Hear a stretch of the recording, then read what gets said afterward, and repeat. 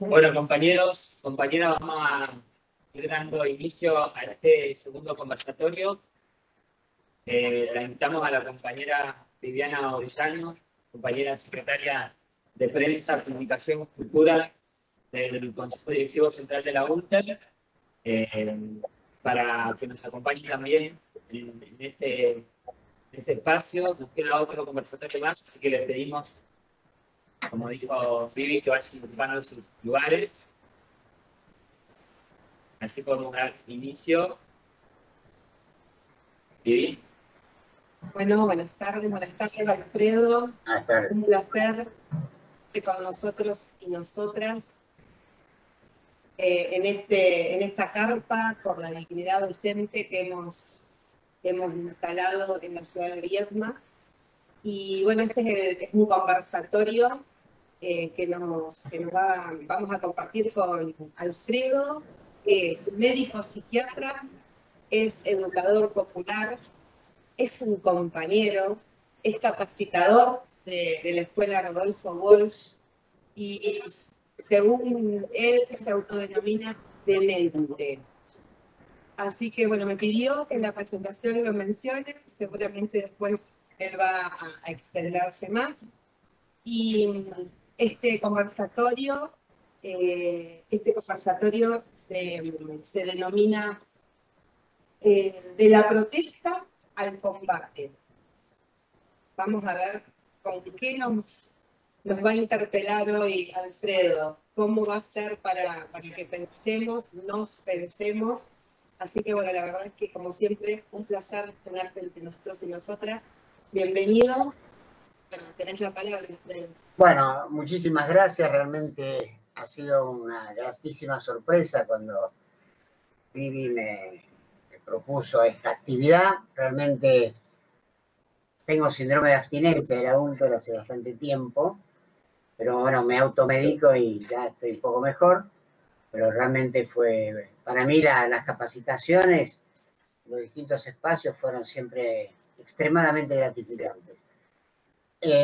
Me pareció importante, ¿no?, introducir este tema porque creo que un conversatorio debe reflejar tanto cuestiones políticas, gremiales, acciones concretas, como también un ejercicio activo de pensamiento crítico, ¿no? Y máximo cuando hablamos de docencia, cuando hablamos de educación. Y como he dicho más de una vez, el pensamiento crítico se opone al pensamiento único, ¿no? El pensamiento único termina siendo dogma. Un único pensamiento es más dogma que pensamiento. Pero conviene aclarar lo del pensamiento crítico porque estamos en una cultura que, como algunos compañeras y compañeros recuerdan, yo denomino cultura represora, donde el pensamiento en sí se constituye como pensamiento único, ¿no? Una especie de monogamia psíquica, ¿no? Un solo Dios verdadero, un solo pensamiento verdadero. Y eso realmente, y escuché un poco el final del conversatorio anterior, que me interesó muchísimo, bueno, es como se dice ahora, un error no forzado, quizás forzado, ¿no? No se puede construir unión en base a pensamientos únicos, ¿no? Entonces, un poco, no sé si el aporte o la invitación al diálogo, al intercambio, es justamente eso, ¿no? Pensar esta carpa, que por supuesto a todos, y a mí también me recuerda la carpa blanca que se hizo en la época de Menem, cuando éramos todos muy jóvenes, y estamos todos bastante convencidos de que luchar contra el neoliberalismo era un principio rector, digamos, ¿no? Yo creo que creo no, yo digo cosas que creo, pero en realidad estoy bastante seguro, pero sujeto al pensamiento crítico, ¿no? La puedo cambiar. El neoliberalismo en la Argentina empieza con Menem. Y yo digo que no hubiera habido un Macri sin Menem, ¿no? Digamos, preparó una autopista, después esa autopista tuvo algunos desviantes, quizás el más importante sea Néstor Kirchner, pero la autopista siguió, ¿no? Siguió y no se pudo demorar la autopista, y más allá que durante varios años no se transitó, bueno, la autopista seguía. Eso es un riesgo, ¿no? Y el riesgo creo que lo estamos padeciendo ahora, ¿no?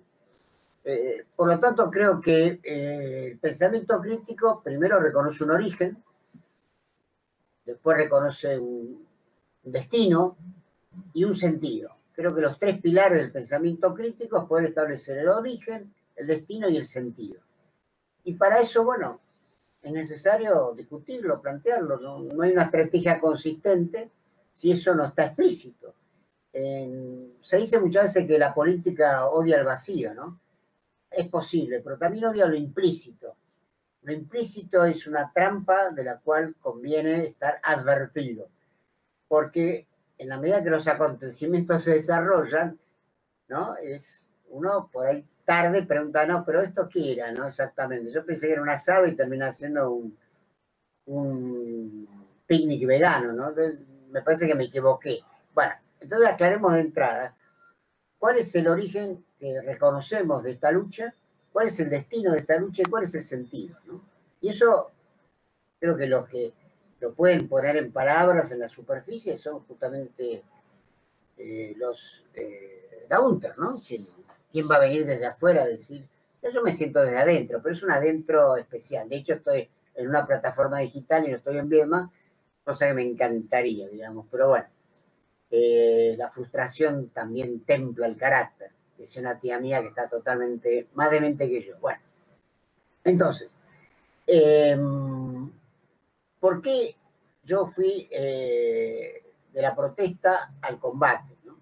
O de la queja al combate? Porque son tres registros distintos. En uno de los libros míos que tuve la ocasión de llevarlo a la UNTER, creo que en un congreso, además, se llama Cultura represora de la queja al combate. Entonces me parece operativo, digamos, el concepto de cada uno de esos términos, porque cuando hay dos palabras distintas o tres es porque aluden a cosas distintas. Cuando una palabra alude a cualquier cosa hay que intervenir firmemente, una intervención semántica y política, porque si no decimos, el ejemplo de hoy es democracia. Hoy democracia alude casi a cualquier cosa, digamos. Por ejemplo, tenemos un sistema democrático que tan democrático es que se presentan candidatos que no son democráticos. Una cosa rarísima, ¿no? Sí.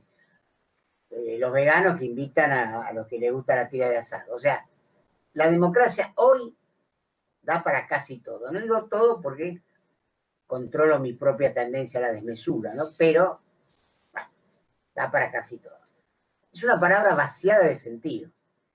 Por eso a veces uno adjetiva, cuando la cosa, la palabra, ya, ¿qué quiere decir? Uno le pone sentido. Bueno, por ejemplo, democracia representativa. Bueno, y ahí viene todo el tema de la representación, que es otro tema más que interesante, pero por el momento va a quedar, supongo, para otro conversatorio. Volvamos a la idea central. Queja. La queja es individual. De hecho, supongo que en Viedma también, en Fisque Menú, con todo lado, hay habilitado un libro de quejas. Yo me acuerdo una vez pasaba por el peaje del aeropuerto de Ezeiza, fui un viernes, pagué X. Al día siguiente fui a buscar a mi nuera y pagué el doble. Entonces me enojé mucho y agarré el libro de quejas y escribí, no sé, un montón de cosas. A los 6 meses me llamaron. ¿Usted escribió en el libro? Sí, sí, sí.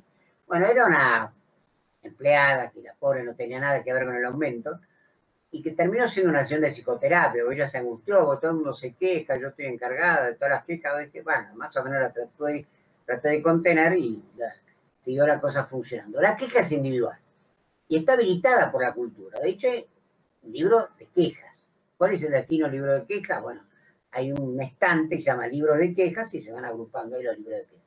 A veces alguno responde tardíamente. La protesta es una queja, pero tiene una marca, que es colectiva, ya no es individual. Corrijo, más que colectiva, grupal.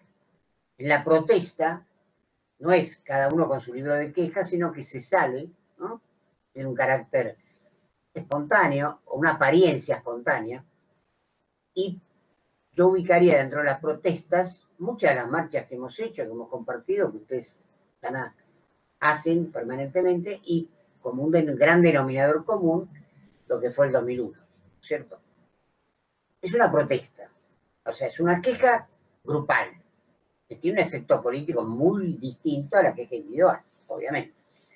El tercer nivel es lo que yo llamo el combate, donde el combate es un grupo con una estrategia de poder. Ahora, la palabra combate yo no sé si está muy bien vista en una democracia representativa, porque una democracia representativa hace culto del consenso, ¿no? Del acuerdo. A veces entre gallos y medianoche, a veces entre gallinas y mediodías, pero digamos como que se hace un culto de, bueno, vos sacás un poquito, pones este poquito, más o menos a mitad de camino, bueno. Si bien dicen que Dios vomita a los tibios, no está probado que Dios vomita a los representantes, así que seguimos adelante. Entonces, es complicado esa manera de pensar, ¿no? El combate implica un hecho fundante, que es identificar al enemigo. Yo combato contra alguien, contra algo, contra una idea, contra algo. No puedo combatir yo solo con yo, porque termino como un demente, como yo voy a terminar, peleándome solo en una habitación medicada. No, el combate es con alguien. Y hay ejemplos, sobran los ejemplos, ¿no es cierto? Nosotros hacemos el culto al padre de la patria, que es San Martín. Hay otros padres, pero bueno, digamos el padre de la patria, que es San Martín, y tenía claro contra quién combatía, digamos, ¿no? Combatía contra el godo, contra el español, punto. Sin tener claro contra qué se combate, el riesgo es que el combate pierda consistencia, pierda fundamento. Yo creo que este tema de la carpa es absolutamente importante y yo diría que implica una contrahegemonía. Porque ustedes están, yo estoy pro vía digital, que no es estar, es otra cosa, ustedes están en la capital de la provincia y ponen una carpa, y la carpa es una territorialidad. Ustedes saben que el Estado, para que un Estado sea Estado, tiene 3 condiciones: poder, territorialidad y población, personas. Toda construcción de contrahegemonía, que de eso se trata esta carpa, de una disputa por la hegemonía que se pretende imponer, entonces aparece una contrahegemonía, yo veo a lo lejos una serie de carteles, pero no otra cosa, implica algo en una escala distinta, pero lo mismo. Hay un territorio, que es la carpa. Hay un poder, que es el poder de ustedes afirmando una determinada decisión política, que es colectiva. Y hay personas que no son solamente los afiliados a la UNTER, sino todas las personas que estamos de acuerdo con ustedes, que son muchísimas, muchísimas, que le pasó a muchas organizaciones, sindicatos, cooperativas, organizaciones sociales y políticas, donde no son los directamente afectados los que combaten, sino que el combate es amplificado, porque, bueno, en su momento lo dijo el Che, mucho mejor que yo y mucho más importante, pero bueno, si uno es indiferente a las luchas ajenas, los demás serán indiferentes a la lucha nuestra. Entonces no hay una lucha individual, aunque el individual sea un colectivo. Entonces, en ese sentido, esto que voy a decir es una licencia y se explica por qué le pedí a Viviana que dijera que soy un demente. Tiene que ver con que ustedes construyen algo así como un Estado. Y el Estado tiene potestades. Y una de las potestades del Estado es legislar. O sea, hay que crear leyes que, lejos de establecer solamente mandatos y prohibiciones, que es lo que prácticamente hace el derecho, básicamente, ¿no? Después se sofistica un poco más, pero manda o prohíbe. Si lo que no está prohibido es obligatorio, punto. Una ley o ley de leyes que propicien que abran otros caminos, no que garanticen, sino que propicien. Y eso tiene que ver realmente con lo que ustedes definan como necesidades, deseos y derechos. Es muy conocido que Eva Perón acuñó muchas frases importantes, algunas que por ahí en este momento muchos no se recuerdan, pero son también necesarias, pero detrás de cada necesidad hay un derecho. Yo digo, detrás de cada derecho hay un deseo. Porque una educación popular, sí, ¿qué es lo popular en la educación? Puede ser muchas cosas, pero versión de Alfredo Grande, el demente. Lo popular en la educación es el deseo. Es promover el deseo, habilitar el deseo, y no retroceder ante él. Porque si retrocedemos ante el deseo, lo que nos queda es el mandato. Subordinación y valor, que en realidad es subordinación sin valor, porque si uno no tiene valor no se subordina, pero bueno, la cultura represora está llena de paradojas. Entonces yo creo que lo potente de esta situación es justamente que ustedes habilitan las necesidades, pelean por las necesidades, pelean por los deseos y pelean por los derechos. Es un triple registro que hay que tener consciente qué es lo que está jugando, porque esa unión de esos tres registros es invencible. Ahora, en los tiempos, qué sé yo, los tiempos históricos son difíciles de cuantificar. Hay luchas del pasado que siguen siendo presentes, que se tienen presentes todo el tiempo. Un 17 de octubre, un cordobazo, el éxodo jujeño, son cosas que nos habilitan todos los días. Y la lucha de la UNTER, esta lucha y otras luchas que ha tenido, son cuestiones que la historia ya acopia para sí. Ahora, ¿qué historia? La historia de los estados que sostienen formas denominadas democracia representativa, no necesariamente, a veces sí, pero bueno, no necesariamente. Lo que sí es la memoria histórica de los pueblos, de los trabajadores, que luchan por construir otras legalidades, que no vengan dadas solamente desde una jerarquía democrática, republicana, representativa y federal, que siendo muy superior a las dictaduras, no siempre llegan a ser en su fundante todo lo justo que deberían ser. Entonces yo realmente tengo un profundo reconocimiento, porque ser capacitador en la UNTER es simplemente que la UNTER me capacitó a mí en muchos años. Yo aprendí muchísimas cosas. Cuando yo era mucho más joven que ahora, cosa que se nota cada vez más lamentablemente, un alumno de la facultad me preguntó, eran muy respetuosos en esa época porque era la dictadura militar. Profesor, ¿usted por qué enseña? Y yo espontáneamente, que forma parte de mi demencia, yo contesto al toque, no tengo filtro, dije, yo enseño porque aprendo. Después me quedé pensando, ¿no? Eso siempre me pasa. Yo digo las cosas y después las pienso. ¿Qué habré querido decir? Bueno, y lo que quise decir es esto. El acto docente es un acto de aprendizaje. Y como uno no es egoísta, con lo que aprende, enseña. Eso John Rivière lo llamó enseñaje hace mucho tiempo. Y yo siempre le decía, y lo comenté por ahí con Claudia o con otras compañeras y compañeros de la UNTER, que realmente a los docentes yo siempre digo que tienen que leer Freud. A muchos colegas psicoanalistas, que son a veces una especie muy irascible, le digo, lean a Pablo Freire, lean a John Rivière. Porque cuando hablamos de educación popular, ¿a qué se enfrenta la educación popular? Justamente se enfrenta a la educación no popular, o sea, la educación aristocrática, oligárquica, elitista, a eso se enfrenta. Y bueno, una política popular igual. No hay una política, hay políticas. Y decir popular no es cualquier cosa. No es cualquier cosa. El trabajo que voy a escribir, creo que esta noche, si no me duermo antes, para la agencia de noticias Pelota Trapo, que es otro territorio importante, muy importante para mí. Creo que ayer estuvo Laura Tafetani con el Negro Suárez. Se va a llamar La necesidad tiene cara de derecha. La necesidad, además de tener cara de derecha, que es un refrán, ustedes saben que la mayoría de los refranes son reaccionarios, ¿no? Bueno, ese también. Pero la necesidad tiene cara de derecha. Cuanto más aumenten las necesidades básicas insatisfechas, cuanto más insatisfechas estén las necesidades básicas, cuanto menos derechos convoquen a necesidades básicas insatisfechas, la salida es por derecho.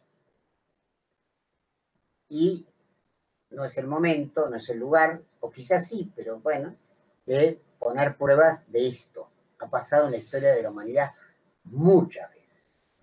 Entonces, cualquier espacio popular, de educación, de salud, político, incluso partidario, que desatienda que toda necesidad básica tiene que ser satisfecha a pleno.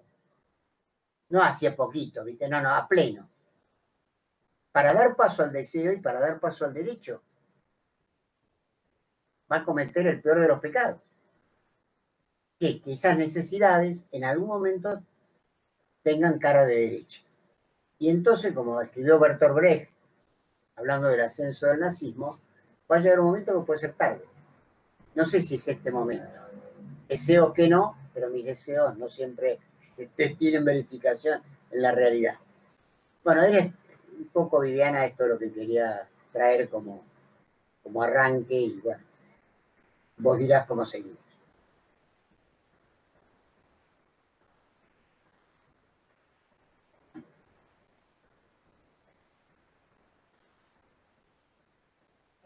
Como siempre nos interpelas, me quedé con esto de que las protestas son quejas grupales. Siempre lo decís a eso, es verdad. Por ahí vamos a abrir el micrófono, no sé quién quiere por ahí decir algo, hacer alguna pregunta, algún comentario respecto de lo que acaba de contarnos Alfredo. Abrimos el micrófono porque es un conversatorio.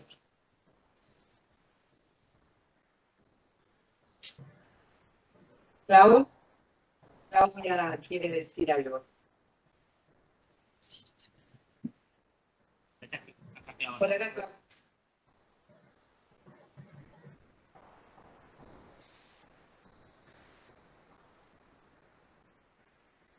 No, muy corta mi intervención para dar lugar a otros compañeros y compañeras que quieran hacerlo. Pero es muy intenso lo que me provoca siempre escucharte. Y recién esta frase, ¿no?, que le da nombre a este conversatorio, esto de pasar de la queja al combate o de la protesta al combate, es nada más ni nada menos que pasar de la palabra a la acción y ser consecuente en esa línea, ¿no? Creo que eso es un camino de aprendizaje que nos damos, de hecho, en este espacio también y en la vida, ¿sí? De poder sostener con acciones cada uno de nuestros discursos, de nuestros mensajes, de cada una de las palabras o de los posicionamientos en los que nos paramos, ¿sí? Y que solo cobran sentido cuando actuamos en consecuencia. A mí me hace acordar esto, que son también conceptos que vos has planteado en alguna de las formaciones y a lo mejor lo podemos traer ahora y vincularlas, estos otros conceptos, que tienen que ver con esto de la coherencia. Son tres conceptos que vos planteás y que tienen que ver con esto de sostener a lo largo del tiempo lo que decimos y lo que actuamos, y en esa línea de coherencia donde terminamos legitimando esa ascendencia que uno genera sobre los demás. Y que lo vinculabas vos cuando hablábamos de autoridad. La diferencia entre autoridad y ascendencia. Y tiene que ver con esto. Y tiene que ver con esto, es algo que a mí me interpeló mucho cuando lo planteabas en las distintas formaciones. Por eso lo traigo acá, porque creo que tiene que ver. Tiene que ver. ¿Sí? La palabra y la acción de la mano es lo que nos pone en una postura de generar eso en el compañero que nos referencia y que es mucho más que autoridad. Es mucho más que autoridad. Es el que nos reconozcan desde esa coherencia que vos planteás. Bueno, está ahí, porque si no me engancho, no paro.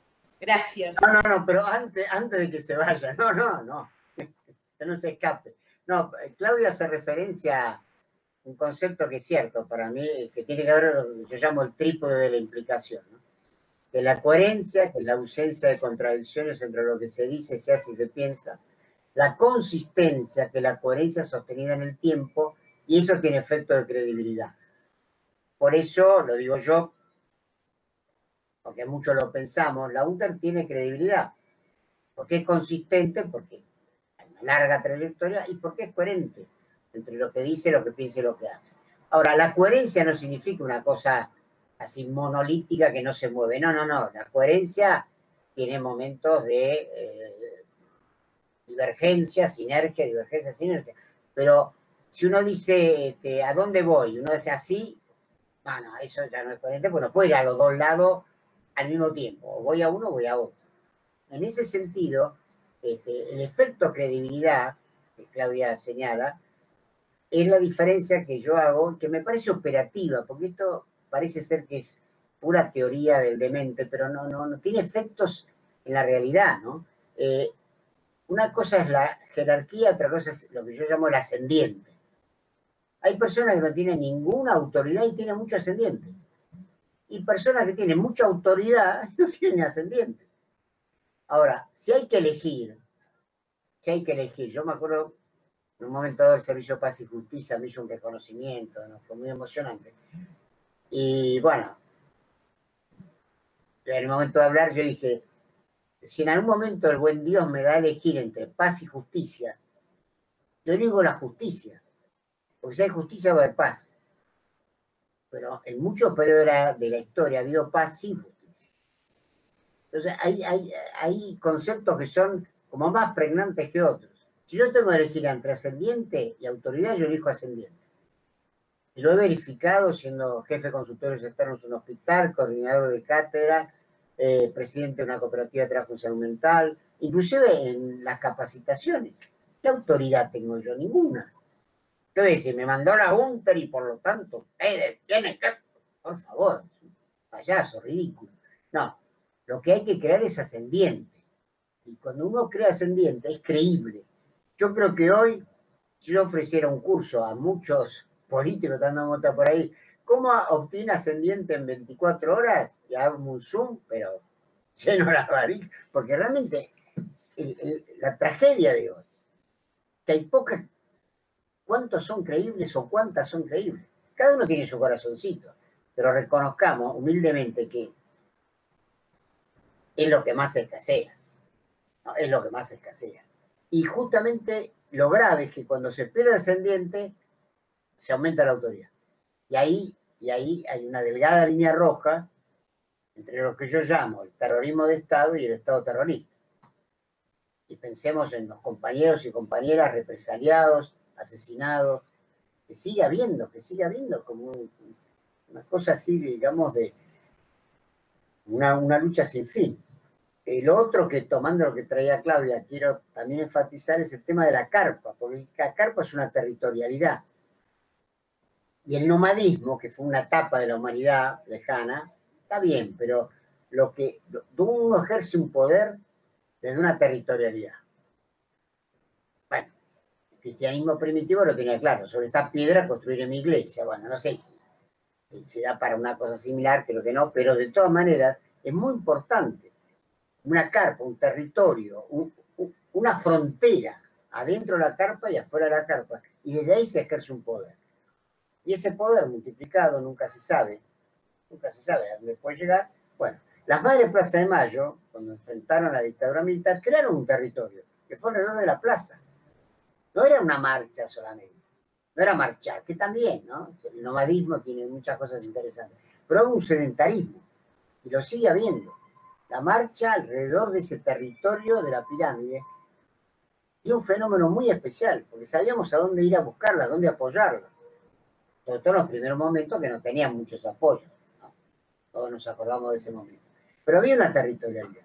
Por eso yo creo que esta carpa implica una territorialidad análoga, parecida, similar a una cuestión de Estado, o sea, de estar.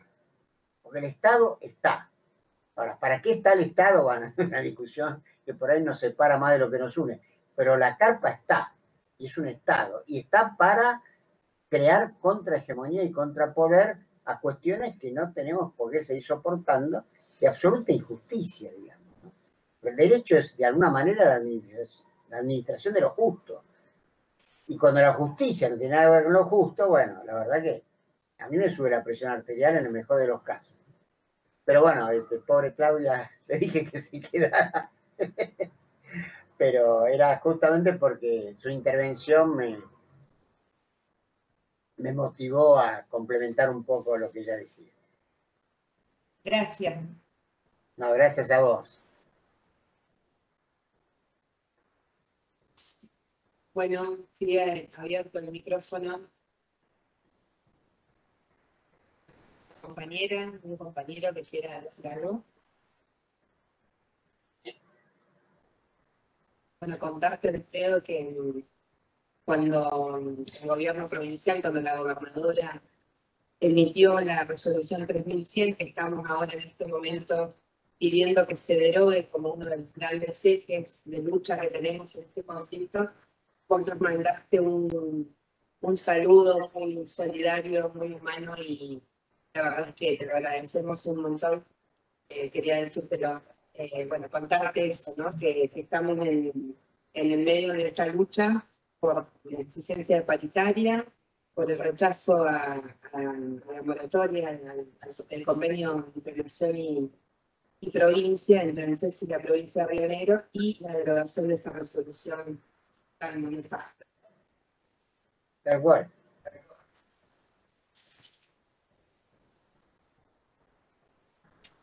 Bueno, no sé si alguien más quiere hacerle una pregunta a Alfredo. Alfredo, si vos querés contarnos algo más, la verdad. No, yo creo que estos son los momentos en los conversatorios donde el que coordina hasta el borde de un ataque de nervios porque dice alguien más se queda ahí pagando. Pero bueno, tranquila Viviana, está todo bien. No, pero esto de la derogación, ¿no? Es un analizador muy importante. Por eso digo que es contra poder y contra hegemonía, y contra Estado, ¿no? Y contra gobierno. No es una política pasiva de pedir, ¿no? Así que, por favor, no. Acá hay una exigencia. No es lo mismo pedir que exigir, ¿no? Son palabritas, pero definen actitudes políticas, ¿no? No es solamente peticionar a las autoridades, que es un derecho constitucional, más allá que a algunos gobernantes no les gusta mucho y mandan a la policía a pegar duramente, pero no es solamente peticionar, es una exigencia. Es una exigencia. Es decir, hay una cláusula en la Constitución que todos la conocemos, dice: el pueblo no gobierna ni delibera sino a través de sus representantes. Y yo, en una de las tantas cuestiones que he propuesto y que no funcionaron, pero de todas maneras propuse, en una charla en la CTA, decía que habría que modificar eso, fundamental, y decir: el pueblo gobierna y delibera a pesar de sus representantes. O sea, la idea de la representación termina siendo un distanciamiento total, a ello ya lo llamo una restitución, entre el representante y el representado. Eso debería estar muy cerquita, digamos. Sin embargo, cada vez se aleja más. A nivel nación, muchísimo más. De hecho, han sido condenados militantes que se opusieron a la ley previsional de Macri, o que Macri llevó al Congreso, y que fue realmente una interpelación al poder. ¿Se acuerdan del compañero ese con la bazuca? Que se bueno. O sea que aún en democracia no es fácil peticionar a las autoridades y que las autoridades se escuchen, ¿no es cierto? Entonces, realmente creo que desde esta carpa, construcción de contrapoder, de contrahegemonía, exigencia, y, como dijo José Martí, tenemos que ser astutos y saber esperar. En algún momento, el péndulo de la historia se empieza a mover, y todo lo que uno fue acumulando y sumando, bueno, irrumpe, y ahí, no sé si la revolución, pero sí lo revolucionario. Hay una diferencia importante entre lo revolucionario y la revolución. Y creo que hoy, en una situación que podríamos denominar donde pensar en la grieta es lo único que se piensa, digamos, bueno, justamente poder territorial, exigencia de derogación, o sea, de construir otro tipo de leyes, ¿no? Esta no nos sirve, no nos representa. Afuera es realmente un hecho revolucionario. Revolucionario en el sentido de que interpela al fundante. ¿El fundante de qué? Del poder, el fundante de la democracia, el fundante de la representación. Y eso siempre va a ser revolucionario. Quizá no sea la revolución, o sí, Probablemente no, pero hay muchos más hechos revolucionarios de lo que pensamos, muchísimo. Y justamente no darle ese carácter me parece que es, como se dice en el barrio, bajarle el precio. Por eso, bueno, lo sepan o no, cuanto más se sepa mejor. Bueno, esta es una lucha que puede empezar. Siempre se relata cómo empezó, por ejemplo, el movimiento de derechos civiles en Estados Unidos, por ejemplo. Empezó con una cosa muy simple. Una ciudadana negra que se sentó en el asiento asignado para los blancos. Y a partir de ahí, bueno, y sigue ese movimiento. O lo que pasó bueno, terminó con la tragedia de la noche de los lápices, pero empezó con el boleto estudiantil. O cómo empezó la reforma universitaria. Es decir, hay grandes acontecimientos históricos, políticos, que empiezan por causas triviales.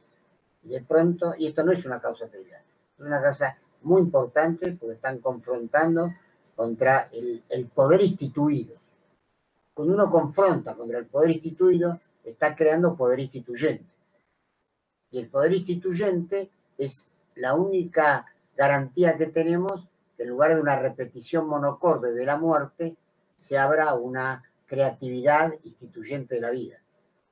Y creo que eso es realmente algo muy importante porque si no lo hacemos, yo creo que los horizontes no solamente no se van a alejar para que caminemos, sino que van a quedar aplanados como estas pantallas de las plataformas digitales para que nos quedemos inmóviles sin hacer nada y simplemente en un estadio, sí, realmente demencial también, ¿no? Hay muchos tipos de demencia, las demencias del cambio y las demencias del no cambio, ¿no? Así que bueno, espero que Viviana recupere su tranquilidad de espíritu y por supuesto no se puede forzar nada. Así que bueno, yo más que contento y complacido de haber podido estar, aunque sea digitalmente, en Viedma junto con ustedes. Bueno, desde ya, Alfredo, un placer escucharte. Gracias por hacernos pensar nuevamente, pensar juntos, juntas.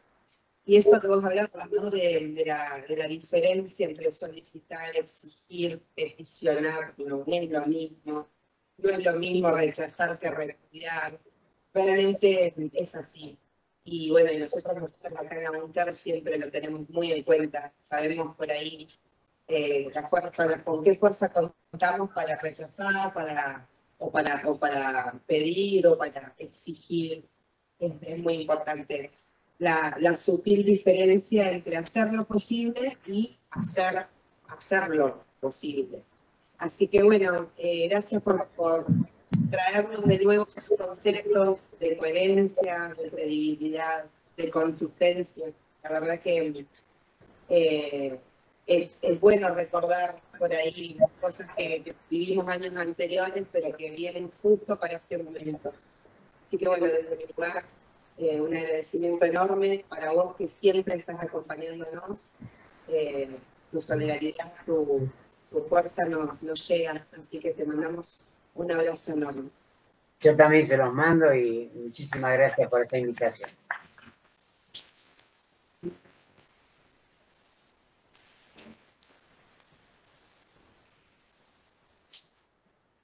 Bueno, como decía Juli, agradecerle por supuesto a Alfredo haber estado aquí con nosotros, a Vivi. En un ratito vamos a tener el conversatorio que por algunas cuestiones técnicas tuvimos que suspender ayer, que es de la gremial de abogados, así que ahora en un ratito vamos a estar con ese conversatorio.